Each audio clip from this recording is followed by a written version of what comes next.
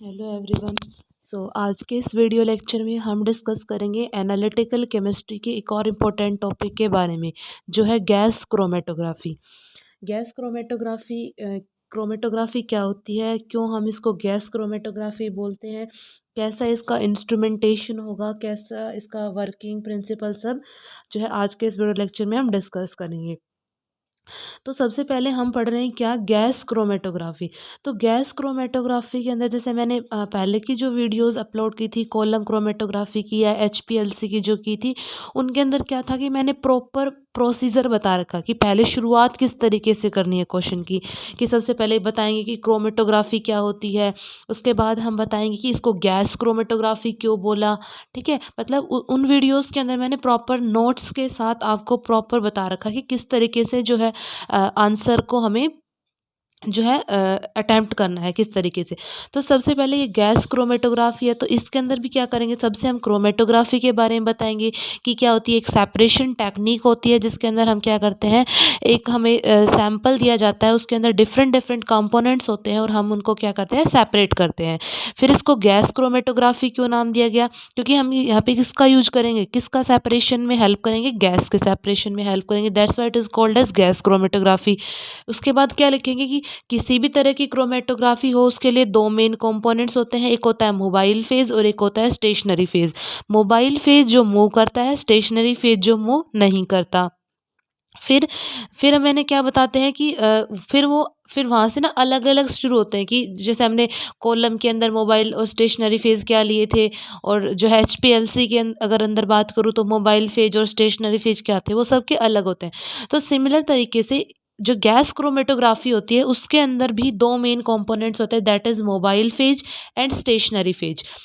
Gas chromatography के अंदर जो मोबाइल फेज होता है वो लिक्विड होता है, और जो स्टेशनरी फेज होता है यहाँ पे, सॉरी, मोबाइल फेज जो होता है गैस क्रोमेटोग्राफी के अंदर वो गैस होता है। यहाँ पे जो मोबाइल फेज होगा वो गैस होगा, और जो स्टेशनरी फेज होगा वो लिक्विड भी हो सकता है और सॉलिड भी हो सकता है। मोबाइल फेज और स्टेशनरी फेज किसी भी क्रोमेटोग्राफी के लिए बहुत ही इंपॉर्टेंट रोल प्ले करते हैं। दैट्स वाई गैस क्रोमेटोग्राफी के लिए मोबाइल फेज गैस होता है और स्टेशनरी फेज यहाँ पे लिक्विड या सॉलिड होता है। मोबाइल फेज जो है ना वो हम लिक्विड भी ले सकते हैं, लिक्विड भी ले सकते हैं, वो हम डिस्कस करेंगे कि लिक्विड लेंगे तो क्या होगा आगे। ठीक है, तो यानी इतना लिख देंगे कि क्रोमेटोग्राफी क्या होती है, गैस क्रोमेटोग्राफी क्या होती है, उसके मेन कंपोनेंट्स क्या होते हैं, मोबाइल फेज क्या लेते हैं, स्टेशनरी फेज क्या लेते हैं। इतना लिखने के बाद आता है इसका इंस्ट्रूमेंटेशन। इंस्ट्रूमेंटेशन के अंदर क्या होगा, सबसे पहले हम यहाँ पे क्या लेते हैं, कोई भी एक ग्लास सिलेंडर लेते हैं। इस सॉरी, ग्लास सिलेंडर नहीं, गैस सिलेंडर लेते हैं। कोई भी क्या लेते हैं, गैस सिलेंडर लेते हैं। गैस सिलेंडर जो होता है यहाँ पे, इसके अंदर मेनली जो गैस भरी जाती है that is inert gas. Inert gas जो होती है वो N2 भी हो सकती है, हीलियम भी हो सकती है। इनर्ट का मतलब क्या होता है कि वो उसके जो किसी के साथ रिएक्ट ना करे, इस तरीके की यहाँ पे गैस का यूज किया जाता है। ये गैस सिलेंडर होता है, इनर्ट गैस का हम यूज करते हैं। यहाँ पर एक क्या होता है, कंट्रोलर होता है। कंट्रोलर क्या करता है, फ्लो रेट को डिसाइड करता है। कंट्रोलर क्या करता है, decide flow rate, decide flow rate क्या करता है, कंट्रोलर फ्लो रेट को डिसाइड करता है। इससे आगे चलेंगे तो यहाँ पर होता है सैंपल इनलेट, जिसके थ्रू क्या करते हैं, हम हमारे सैंपल को इसके अंदर इंजेक्ट करते हैं। सैंपल इंजेक्ट करते हैं मतलब ये हमारा क्या होता है, पूरा इनलेट पॉइंट होता है। इसको हम क्या बोल सकते हैं, इनलेट पॉइंट, इनलेट पॉइंट। और इस इनलेट पॉइंट का जो टेम्परेचर होता है ना वो बहुत ज़्यादा हाई होता है। जो टेम्परेचर होता है इस इनलेट पॉइंट का वो बहुत ज़्यादा हाई होता है।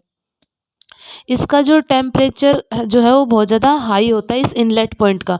तो अब जैसे यहाँ पे मैंने बताया कि मोबाइल फेज जो है वो हम लिक्विड भी यूज़ कर सकते थे। तो अगर मैं इसके अंदर सैंपल के अंदर अगर मैंने लिक्विड यूज़ किया एज ए सैंपल, तो इस इनलेट पॉइंट का जो टेम्परेचर है वो बहुत ज़्यादा हाई है, तो वो इसको किस में कन्वर्ट कर देगा, गैस में कन्वर्ट कर देगा। ठीक है। तो यहाँ पर क्या होता है, इनलेट पॉइंट होता है, उसका टेम्परेचर बहुत ज़्यादा हाई होता है। तो अगर हमने सैंपल को लिक्विड फॉर्म में भी अगर इंजेक्ट किया है तो किस में कन्वर्ट कर देता है ये, इसको जो है गैस के अंदर कन्वर्ट कर देता है। फिर उसके बाद क्या होता है, यहाँ पर हमारे पास ये जो कोलम होते हैं, कोलम ट्यूब लाइक स्ट्रक्चर होता है हमारा, ठीक है। कोलम ट्यूब लाइक स्ट्रक्चर के अंदर क्या करते हैं, इसके अंदर हमारा जो स्टेशनरी फेज होता है वो प्रेजेंट होता है। जो ये कोलम का ट्यूब लाइक स्ट्रक्चर जो होता है, ये स्टेनलेस स्टील का बना हुआ होता है, स्टेनलेस स्टील का बना होता है। और इसकी जो लेंथ होती है वो होती है 15 टू 30 मीटर, 15 से 30 मीटर जो है इसकी लेंथ होती है कोलम की, ठीक है। उसके बाद यहाँ पे क्या होता है, एक डिटेक्टर होता है और कंप्यूटर स्क्रीन होती है। तो इंस्ट्रूमेंटेशन के अंदर क्या होता है कि एक तो हमारे पास गैस सिलेंडर होता है, कंट्रोलर होता है, सैंपल इनलेट होता है जिसका टेम्परेचर बहुत ज़्यादा हाई होता है। उसके बाद हमारे पास क्या होता है, कोलम ट्यूब लाइक स्ट्रक्चर होते हैं, डिटेक्टर होता है, और यहाँ पर हमारा जो है ग्राफ प्लॉट होके आता है हमारे पास। सो अब यहाँ पे क्या होता है, सबसे पहले अब इसके वर्किंग की बात करेंगे, किस तरीके से जो है ये वर्क करेगा। गैस क्रोमेटोग्राफी किस तरीके से यहाँ पे सैंपल को हम क्या करते हैं, सैंपल को हम डिटेक्ट करते हैं। तो सबसे पहले क्या होगा, ये जो गैस सिलेंडर है इससे क्या होगी, जो गैस है, जो मतलब मोबाइल फेज, गैस सिलेंडर के अंदर हम क्या करते हैं, अपने मोबाइल फेज को करते हैं इसके अंदर, जो मोबाइल फेज जो होता है ना, वो इनर्ट गैस लेके चलते हैं हम ये यहाँ पे। तो यहाँ से क्या होगा, गैस सिलेंडर से इनर्ट गैस आएगी। कंट्रोलर जो है वो क्या करेगा, इस गैस के फ्लो रेट को डिसाइड करेगा कि कब इसको फर्दर आगे भेजना है या कब नहीं इसको आगे करना।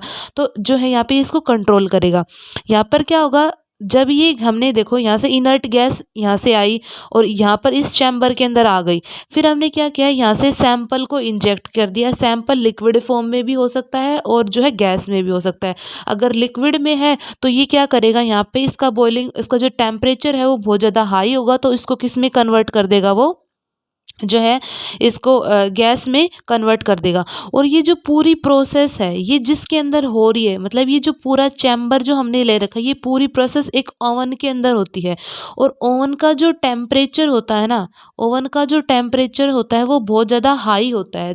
300 डिग्री सेल्सियस के अप्रोक्स जो क्या होता है इसका जो है इसका टेम्परेचर होता है ओवन का, ठीक है। तो हम यहाँ पे क्या करते हैं, अब हमारे पास यहाँ पे जो गैस आ गई, अब वो क्या होगी, इन कॉलम्स के थ्रू पास होगी।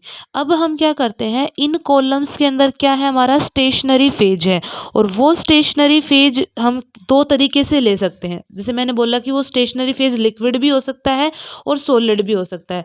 तो अगर स्टेशनरी फेज जो है वो लिक्विड है, अगर स्टेशनरी फेज लिक्विड है तो ये क्रोमेटोग्राफी क्या बन जाती है, गैस लिक्विड क्रोमेटोग्राफी। क्या बन जाएगी, गैस लिक्विड क्रोमेटोग्राफी। और अगर मैंने जो स्टेशनरी फेज लिया है, अगर वो सॉलिड है तो ये क्रोमेटोग्राफी क्या कहलाती है, सॉलिड गैस क्रोमेटोग्राफी। क्या कहलाएगी ये, सॉलिड गैस क्रोमेटोग्राफी कहलाती है। अब यहाँ पर देखो, जैसे मान लिया कि मैंने जो स्टेशनरी फेज लिया उसमें मैंने लिक्विड ले लिया, तो ये जो लिक्विड मैंने यहाँ पे यूज़ किया है, इस लिक्विड का जो बॉइलिंग पॉइंट है ना वो बहुत ज़्यादा हाई होना चाहिए। मतलब इस लिक्विड का बॉइलिंग पॉइंट हाई होना चाहिए। क्यों हाई होना चाहिए, क्योंकि ये पूरी प्रोसेस हो किसके अंदर रही है, ओवन के अंदर, और ओवन का टेम्परेचर बहुत ज़्यादा हाई होता है। दैट्स वाई ये जो लिक्विड हमने लिया है यहाँ पे, इसका भी बॉइलिंग पॉइंट क्या होना चाहिए, हाई होना चाहिए। तो मेनली जैसे यहाँ पे हम सिलिकॉन ग्रीस का यूज कर सकते हैं, सिलिकॉन ग्रीस का हम यहाँ पे यूज कर सकते हैं, जिसका भी बॉइलिंग पॉइंट क्या होता है, हाई होता है। फिर क्या होगा, ये जो हमारी लिक्विड जो हमारा गैस आया है वो स्टेशनरी फेज के थ्रू जो क्या करेगा, आगे की ओर फर्दर प्रोसीड करेगा। तो इसके अंदर हो क्या रहा है, अब हम ये चेक करेंगे कि इन कॉलम्स के अंदर क्या हो रहा है। तो अगर हम इन कॉलम को जूम करके देखें तो हमारे पास कैसा, जैसे क्या कंडीशन अराइज होगी यहाँ पे, कि मान लो ये क्या है, हमारा स्टेशनरी फेज है। स्टेशनरी फेज के अंदर क्या हो रहा है, हमारा sample plus gas, sample plus gas जो है हमारी वो ट्रैवल कर रही है, क्योंकि देखो यहाँ से इनर्ट गैस आई थी और यहाँ से हमने सैंपल डाला था, दोनों यहाँ कंबाइन हुए, कंबाइन होके क्या हुआ, इसके थ्रू क्या कर रहे हैं वो, इस कॉलम की ट्यूब के थ्रू क्या कर रहे हैं, फ्लो कर रहे हैं। तो क्या हो रहा है कि सैंपल प्लस गैस के मॉलिक्यूल इस स्टेशनरी फेज के थ्रू क्या कर रहे हैं, स्टेशनरी फेज के थ्रू मूव कर रहे हैं। तो यहाँ पे जिन पार्टिकल्स का या जिन एटम्स का बॉइलिंग, यहाँ पे बहुत सारे पार्टिकल्स होंगे, तो जिन एटम्स का या जिन पार्टिकल्स का बॉइलिंग पॉइंट कम होगा वो तो क्या करेंगे, फास्ट मूव कर जाएंगे, यानी जल्दी से आगे की तरफ मूव कर जाएंगे। यानी कि जिसका बॉइलिंग पॉइंट कम होगा वो फास्ट मूव करेंगे, fast move through the column, यानी कि कॉलम से जल्दी से मूव करके और डिटेक्टर पे डिटेक्ट हो जाएंगे। यानी कि जिनका बॉइलिंग पॉइंट कम होगा वो फास्ट मूव करेंगे कॉलम से, ठीक है, और इल्यूट और उनको यहाँ पे डिटेक्टर से क्या कर लेंगे, डिटेक्ट कर लेंगे। अगर जिनका बॉइलिंग पॉइंट ज़्यादा होगा तो वो स्लो मूव करेंगे, अगर बॉइलिंग पॉइंट ज़्यादा है तो स्लो मूव करेंगे, स्लो मूव करेंगे तो जो हमारा डिटेक्टर है, डिटेक्टर पे जो पहली पीक दिखाई देगी हमें, वो किसकी वजह से आएगी, वो उन मॉलिक्यूल की वजह से आएगी जिसका बॉइलिंग पॉइंट क्या होगा, कम होगा। और नेक्स्ट जो पीक दिखाई देगी वो उन मॉलिक्यूल की वजह से आएगी जिसका बॉइलिंग पॉइंट क्या होगा, ज़्यादा होगा, ठीक है। तो देखो अब इस पूरे प्रोसेस में तो बहुत ज़्यादा टाइम लग जाएगा, अगर मतलब जिसका बॉइलिंग पॉइंट कम है तो वो तो बहुत स्लो मूव करेंगे। तो इस चीज़ को कम करने के लिए तो हम इन स्लो मूविंग जो एटम्स हैं उनको फास्ट बनाने के लिए यहाँ पे क्या करते हैं, ओवन के टेम्परेचर को चेंज कर देते हैं, ओवन के टेम्परेचर को क्या कर देते हैं, यहाँ पे चेंज कर देते हैं। और जब हम ओवन के टेम्परेचर को चेंज करते हैं तो ये क्या कहलाता है, this process is known as temperature programming, temperature programming कहा जाता है। टेम्परेचर प्रोग्रामिंग क्या होता है कि जब हमारे पास जो मॉलिक्यूल्स है, जो एटम्स है जिनका बॉइलिंग पॉइंट बहुत ज़्यादा है और वो स्लो मूव कर रहे हैं कॉलम के अंदर से, तो उनकी मूवमेंट फास्ट करवाने के लिए हम ओवन का टेम्परेचर को चेंज कर देते हैं। और जो ओवन का टेम्परेचर चेंज करते हैं तो जो प्रोसेस होती है ये कहलाती है टेम्परेचर प्रोग्रामिंग, ठीक है। ये यानी कि जो गैस क्रोमेटोग्राफी के अंदर जो सेपरेशन होता है वो किसके बेस पे होता है, सेपरेशन जो होता है वो बॉइलिंग पॉइंट के बेस पे होता है, कि जिसका बॉइलिंग पॉइंट ज़्यादा है वो तो स्लो मूव करेंगे, तो उनकी जो पीक है वो बाद में आएगी, और जिनका बॉइलिंग पॉइंट कम है वो फास्ट मूव करेंगे कॉलम से और उसकी पीक पहले आ जाएगी। अब यहाँ पे कंडीशन अराइज होती है कि जो बॉइलिंग पॉइंट है ना वो इक्वल हो जाए। अगर मान लो कि सभी का उस पूरे जितने मॉलिक्यूल है सबका बॉइलिंग पॉइंट क्या हो जाए, इक्वल हो जाए। तो जब बॉइलिंग पॉइंट इक्वल हो जाता है उस टाइम पे हम क्या करते हैं, उस टाइम पे हम दूसरा फिनोमिना जो है वो दूसरा फिनोमिना यहाँ पे कंसिडर करते हैं, वो होता है साइज का, साइज का फिनोमिना कंसिडर करेंगे कब, जब बॉइलिंग पॉइंट जो है वो इक्वल हो जाए। तो साइज के फिनोमिना में क्या होगा कि जिसका साइज स्मॉल होगा, जिसका साइज स्मॉल होगा वो फास्ट मूव करेगा, फास्ट मूव करेगा और जल्दी से कॉलम के अंदर से पास होगा, डिटेक्टर पे डिटेक्ट होगा और कंप्यूटर पे हमें उसका सिग्नल मिल जाएगा। और जिसका साइज लार्ज होगा, मतलब जिसका साइज लार्ज होगा वो स्लो मूव करेगा, तो वो क्या करेगा, उसकी पीक जो है बाद में आएगी। लास्ट में हम क्या करते हैं, इसमें इंटेंसिटी और रिटेंशन टाइम के बीच में क्या ग्राफ प्लॉट करते हैं, इंटेंसिटी और रिटेंशन टाइम के ग्राफ में प्लॉट करते हैं। तो कुछ इस तरीके की पीक्स आती है हमारे पास। ये पीक क्या रिप्रेजेंट करती है, पहली पीक आएगी जिसका बॉइलिंग पॉइंट कम होगा या उसने फास्ट मूव कर दिया होगा, सेकंड पीक जाएगी जिसका बॉइलिंग पॉइंट जो है ज़्यादा होगा, इसका और भी बॉइलिंग पॉइंट ज़्यादा होगा, ठीक है। इस बेसिस पे इस तरह की जो हमारे पास जो है पीक्स का जनरेशन होता है। सो this is overall about gas chromatography. तो एक बार फिर से देखते हैं गैस क्रोमेटोग्राफी में सबसे पहले कैसे लिखेंगे।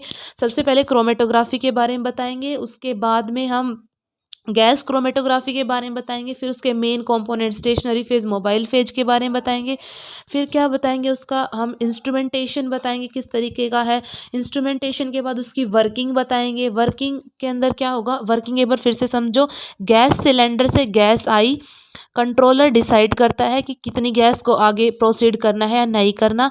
यहाँ पे हमने सैंपल के थ्रू क्या करते हैं, हम हमारे सैंपल को इंजेक्ट करते हैं।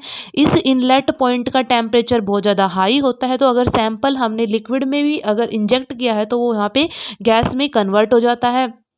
अब यहाँ से इनर्ट गैस आ रही है, यहाँ से सैंपल आ रहे हैं, दोनों यहाँ पे आके मिक्स हो जाएंगे। मिक्स होने के बाद यहाँ पे हमारा जो कॉलम लाइक स्ट्रक्चर है इसके थ्रू वो पास होंगे। कॉलम के अंदर क्या होता है, कॉलम के अंदर जो हमारा स्टेशनरी फेज होता है, कॉलम के अंदर स्टेशनरी फेज जो लेते हैं हम, इसके अंदर वो क्या लेते हैं, जो हमारे पास लिक्विड होता है या सॉलिड होता है। तो हम मेनली यहाँ पे अगर लिक्विड का यूज़ करते हैं तो ये कहलाती है गैस लिक्विड क्रोमेटोग्राफी, और अगर सॉलिड का यूज़ करते हैं तो ये क्या कहलाती है, सॉलिड गैस क्रोमेटोग्राफी। तो यहाँ पर जो हम अगर मान लो मैंने यहाँ पे लिक्विड ले लिया स्टेशनरी फेज, तो लिक्विड का जो बॉइलिंग पॉइंट है ना वो बहुत ज़्यादा होना चाहिए, क्योंकि यहाँ पे जो हमने ये पूरी प्रोसेस किसके अंदर हो रही है, अवन के अंदर हो रही है। तो अवन का टेम्परेचर हाई होता है, दैट्स वाई उस लिक्विड का टेम्परेचर भी हाई होना चाहिए। जैसे हम सिलिकॉन ग्रीस का वहाँ पे एग्जाम्पल दिया था।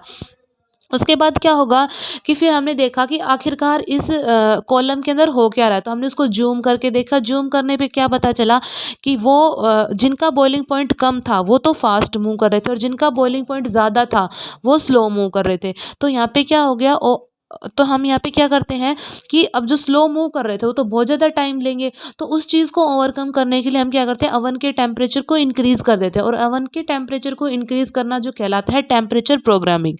फिर एक केस में मैंने ये मान लिया कि ठीक है, दोनों मतलब जो बॉइलिंग पॉइंट है वो पूरा सेम हो जाए, सभी का बॉइलिंग पॉइंट सेम हो जाए, तो उस केस में हम बात करते हैं साइज के फिनोमिना की। जिसका स्मॉल साइज होगा वो फास्ट मूव करेंगे, जल्दी पीक मिलेगी, और जो लार्ज साइज का होगा वो स्लो मूव करेगा, उसकी पीक जो है बाद में मिलेगी। फिर यहाँ पे ग्राफ प्लॉट किया जो है इंटेंसिटी और रिटेंशन टाइम के बीच में, तो कुछ इस तरीके का है। रिटेंशन टाइम क्या होता है, रिटेंशन टाइम वो टाइम होता है कि जो हमारा सैंपल है उसने कॉलम के अंदर कितना टाइम स्पेंड किया, ठीक है। रिटेंशन टाइम वो टाइम होता है कि जो हमारा सैंपल था उस सैंपल ने इस कॉलम के अंदर कितने टाइम तक स्टे किया, वो होता है retention time. So this is all about gas chromatography. So आज के वीडियो लेक्चर में इतना ही, मिलते हैं नेक्स्ट में। Thank you.